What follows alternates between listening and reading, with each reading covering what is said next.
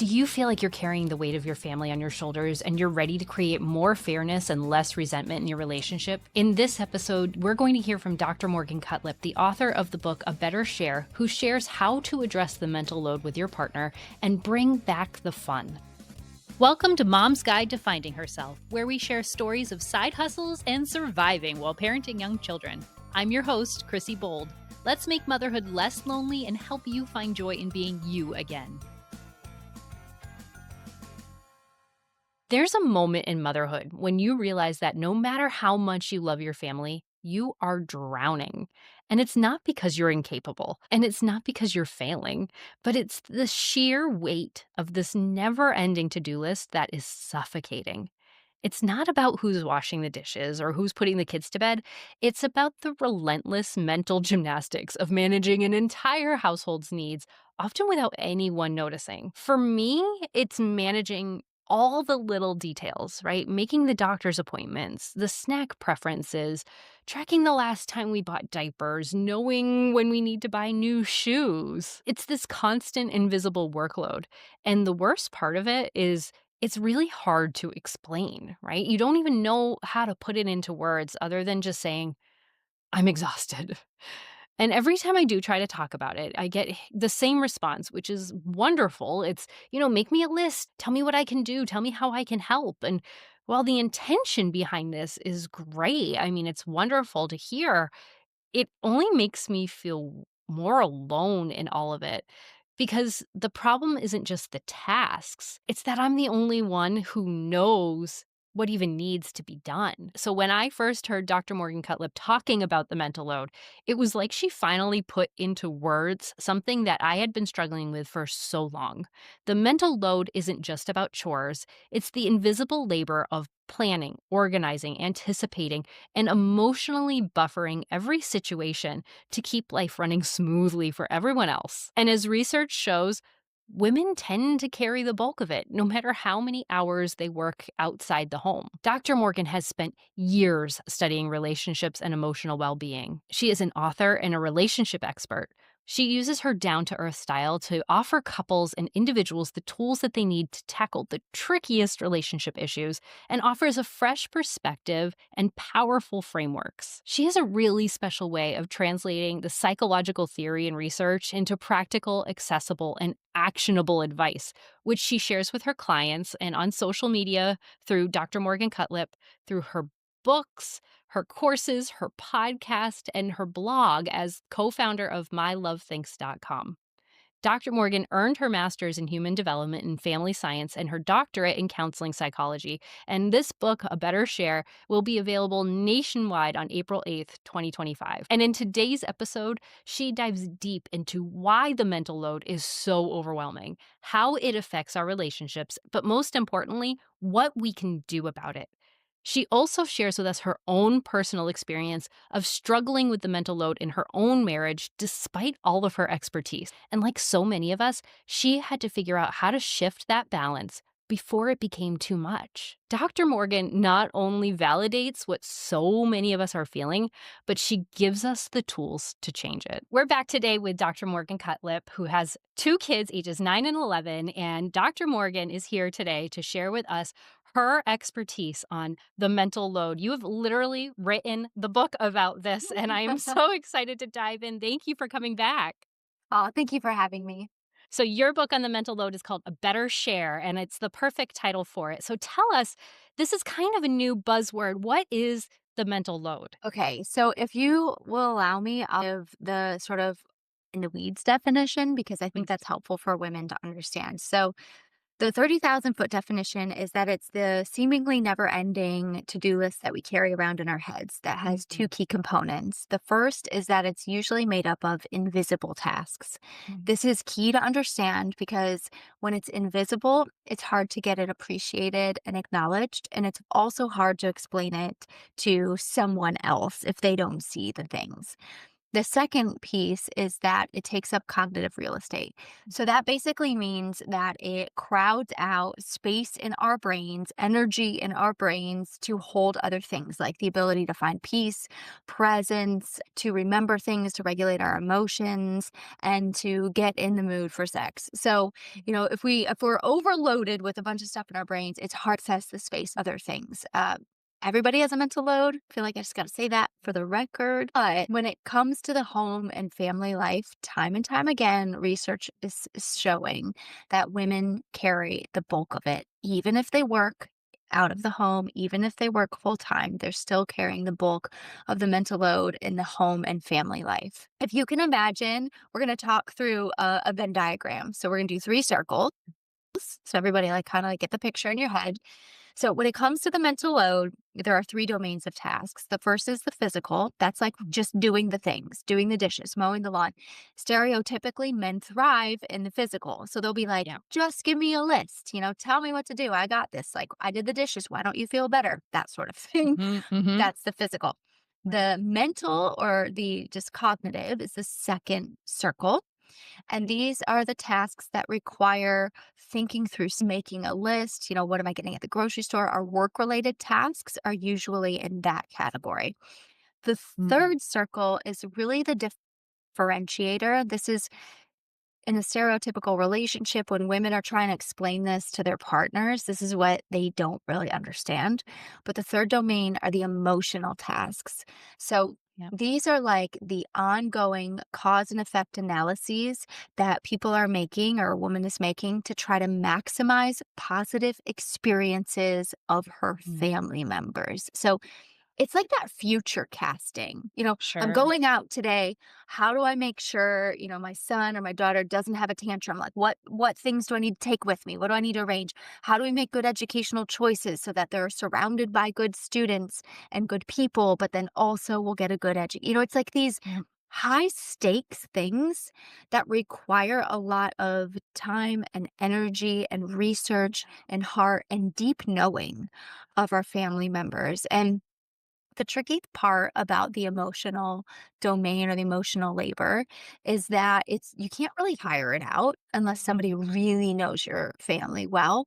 It's very hard to explain to your partner if they don't think in the same sort of way, and it follows you everywhere. And I find that this is the piece that will sort of whiplash us out of the present and pull us back into this state of overwhelm. So, the final piece that's important to understand is that the majority of tasks of home and family life occur at the intersection of these Mm, three circles, which I call the triple threat. And what that means is that the seemingly simple things like making dinner can be unpacked like a little suitcase to reveal all these tasks from each domain. So yep. I'm going to actually cook dinner, chop it, chop the stuff and shop for it, but I'm also going to be thinking through what's in my fridge, what's in my Yep. pantry, looking at recipes, making the list, and then I'm also going to be thinking through who's going to eat what. That's Yep. the This kid emotional doesn't piece. like this. Yeah, Yeah. Yep. but then if they don't eat enough, they're gonna get hangry and lose their minds later, and then they're gonna be hungry at bedtime, and, like, how do so I think why it's really important to understand this definition of it is because a lot of times, and it's just unfortunate it happens this way, but as women, we usually come to our partners and we talk about this. We'll sort of start to say things like, "I'm really overwhelmed," and they'll be like, "What's going on?" And we're like, "Oh, Right. well, I gotta pack lunches for tomorrow. I gotta take the kids to soccer. I gotta fill out these enrollment forms. I gotta call the dentist." And they're like, "Uh-huh." Because seeming like each thing seems pretty simple. When we explain these things to our partner, a lot of times we can start to feel kind of silly, kind of like, why am I overwhelmed Right. by these Right. seemingly simple tasks?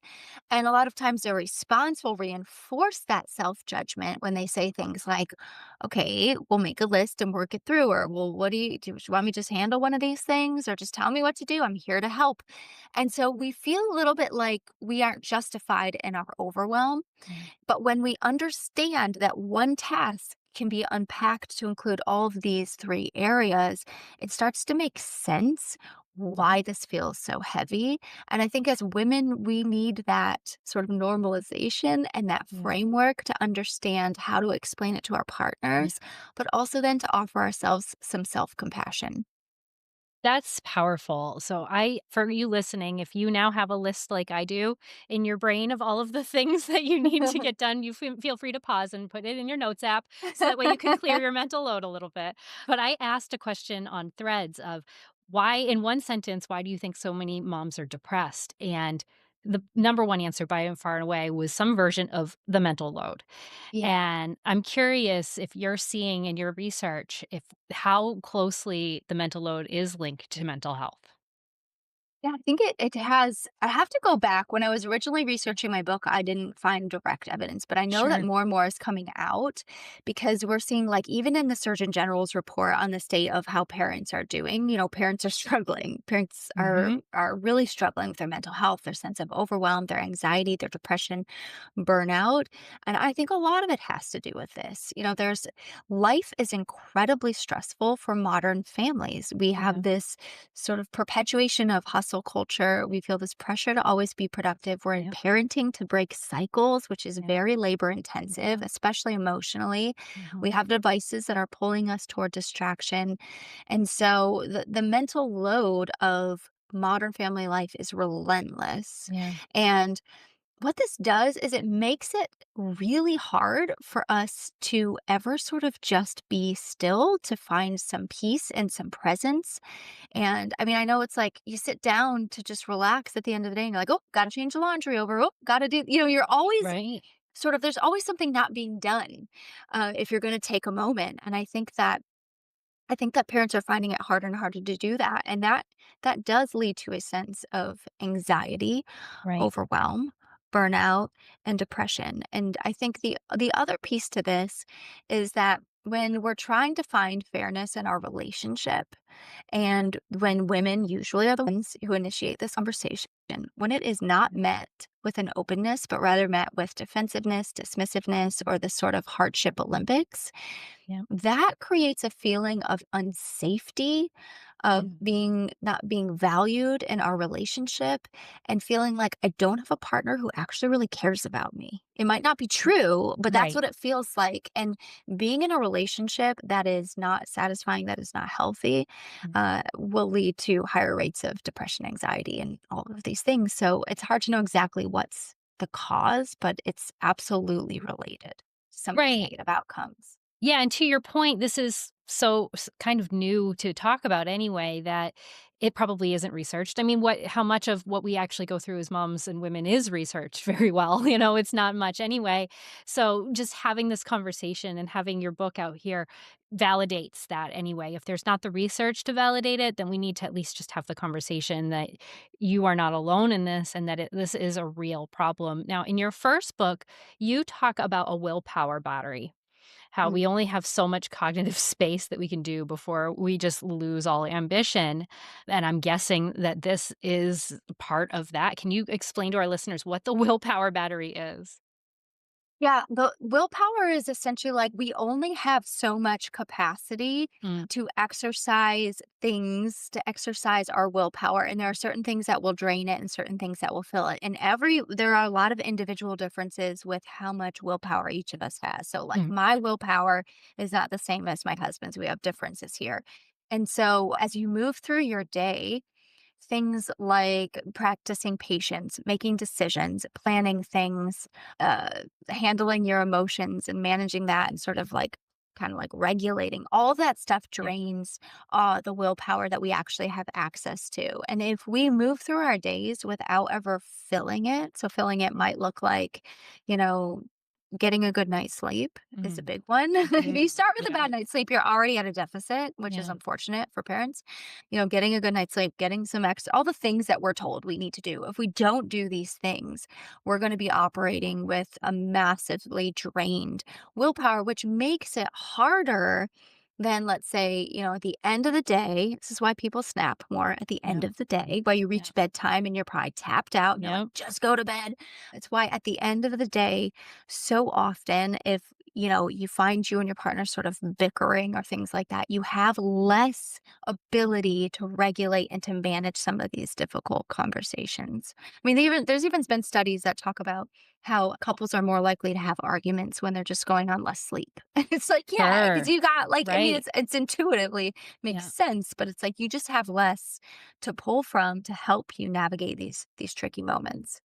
Definitely. Yeah, that burnout level, in them our own worst enemies. You're not going to get to the list if you don't have the power to get up off the couch because you just need that time to rest. And then it's in a non ideal time. So, how can we avoid snapping at our partners at the end of the day because they didn't do anything that your brain was hoping they would?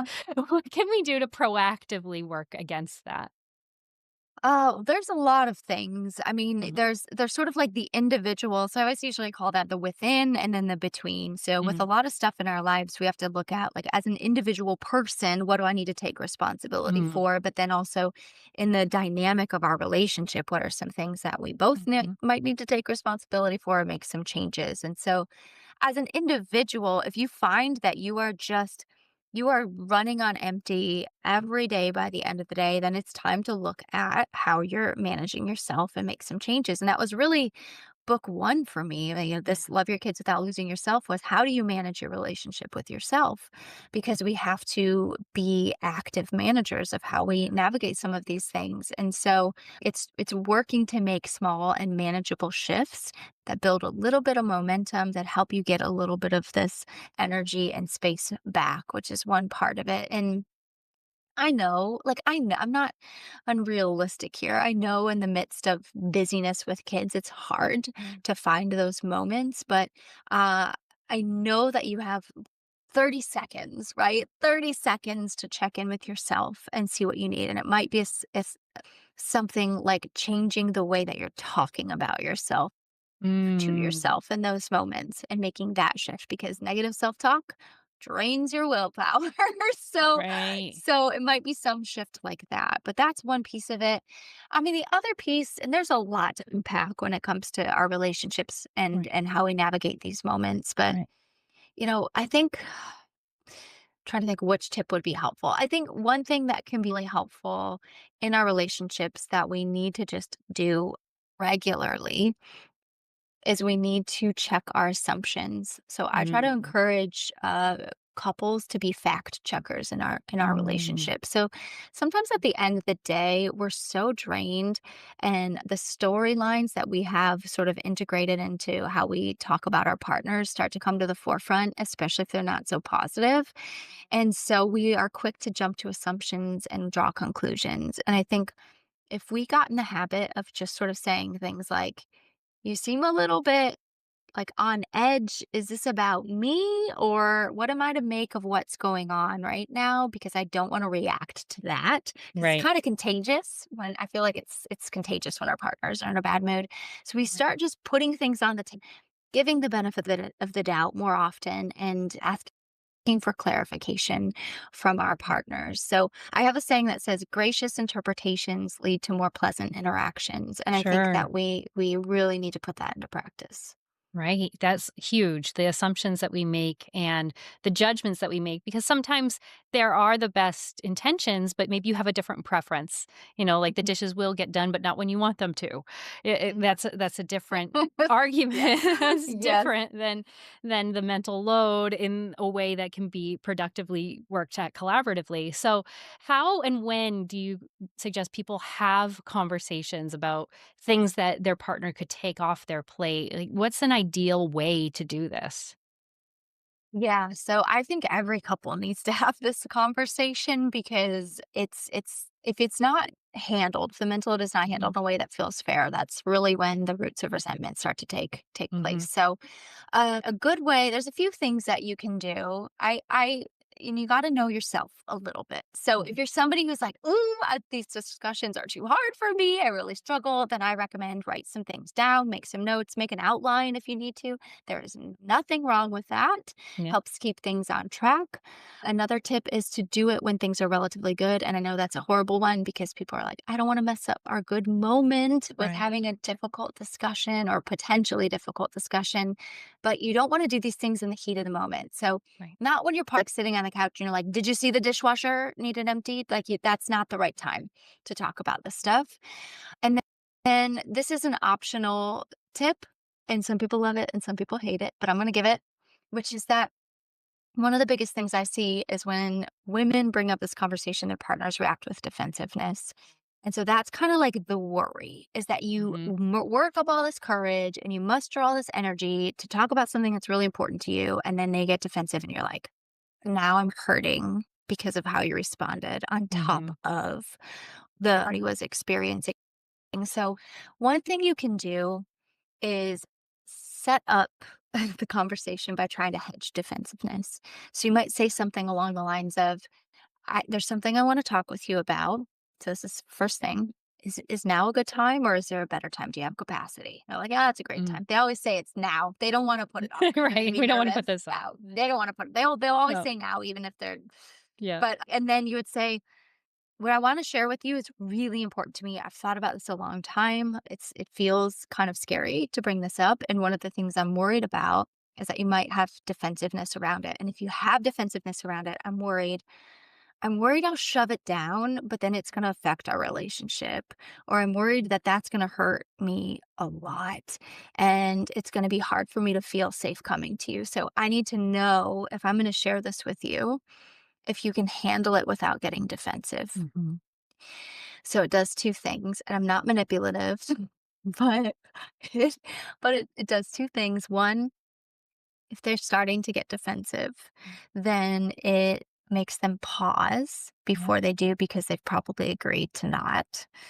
And the second thing is if they do get defensive, you can hold them accountable. "Hey, you said you weren't gonna get defensive, and now we're here. Yeah. And so what's going on? Do we need a break, or can you kinda set that aside?" So that's a big piece of it. The next is how you frame the conversation. And, I understand very deeply the injustices like in our society, the systemic Mhm. things we're up against. I understand the patriarchy. I understand these things. But the end of the day, if what we want in a relationship is a feeling of more fairness, a partner who is participating willingly and taking initiative, then we have to engage in this conversation in a way that's receptive and that will move the needle. And I believe that one of the best approaches is to talk about the mental load as the shared villain in the relationship, Mhm. and you and your partner are on the same team. And so that positioning as well becomes very powerful. So it might sound something like, what I want to talk to you about has a name, and I just learned about this recently, or whatever. And it captures my experience. I know it's pretty universal. It's Yeah. something called the mental load. And, it's it has felt really overwhelming to me. I Mhm. feel I feel like I can't relax very much. I feel more stressed out. I actually don't really like who I am right now. And our partners feel that in us. They feel Yeah. our stress. They're like, they were scared of it or whatever, but Right. they feel it, so it's not a surprise. So if you call it out, I probably feel in my tension, and it's something called the mental load. And the reality is that our family life, like living in our society, having a family is incredibly overwhelming. There is Right. just more to tackle than even two people can realistically do. But I am the one carrying a lot of the home and family stuff. And Yeah. so I want to talk with you about how we can navigate this a little bit differently so that we both feel pretty good Yeah. and pretty good about how it's handled, Yeah. and so that we both have opportunities for rest and to be cared for and to be appreciated. Because with the way that it's going now, I'm worried about who I am in the relationship. I'm worried about how I'm starting to feel in our relationship. And I don't want to get Yeah. any further down this path. So, can we come up with a plan Yep. together? I love that. I love that, especially if your partner's a fixer. They've Oh, probably yeah. been trying to want to fix something, and, like, Yeah. every time you come to them, they're like, "Okay, what can we do?" Well, you're like, Yeah. "Here's something we can do." Like, Yes. it's tangible in many ways, because probably what you're presenting to them isn't the emotional part of it, it's something very physical or mental that they can help with, so that's something you can really point to of, like, "This is how we can fix. This is how we can do." Oh, yeah. But, and I think just to put out there. So I did survey data with women, and I did interviews with men and women for the book. And I asked women, what do you want most from your partner around the mental load? And the number one thing is more initiative. And I Mhm. give a formula for what that is in the Mhm. book because that's vague. More Yep. initiative. What the heck is that? So I give a formula for how you can do that. And then the second thing, though, which is very important, is appreciation and acknowledgement. Mhm. And there are partners who will be excellent at jumping into this emotional labor piece, Mhm. or they'll have their domain of Yeah. emotional labor that they really thrive at. But if they don't, and I totally think men can step into that, but if Yeah. they don't, appreciation, like real quality appreciation, Yeah. goes a long way to help us feel visible and valued in our relationship and all that we do to take care of our family. And I think Yeah. that's one of these pieces that I think is so frustrating as I watch, these dynamics occur in relationships, which is like, Yeah. it's so simple. It costs you nothing Yeah. to give appreciation in a meaningful way. It takes almost no time. Yeah. And it goes so far to helping your partner feel really valued for Yeah. what they do for the family. Yeah, and it's such a gift to give somebody the exact answer. Yes. There's no more guessing game. We don't need to try to read each other's minds, and the last thing I really wanted to touch on, and we don't have much time, so you're gonna have to buy the book to read it, is about bringing fun back into your relationship because Mm, we are so stressed out. And this is I supposed to be fun. It's supposed to be fun being a mom, and it's supposed to be fun living with your best friend. So know. tell me just maybe one quick tip on how we can make this a little more lighthearted and back to where it should be. So true. That's like what we fantasize out about before we get married. Like Right. we just get to hang out all the time, and then yeah, then life gets transactional.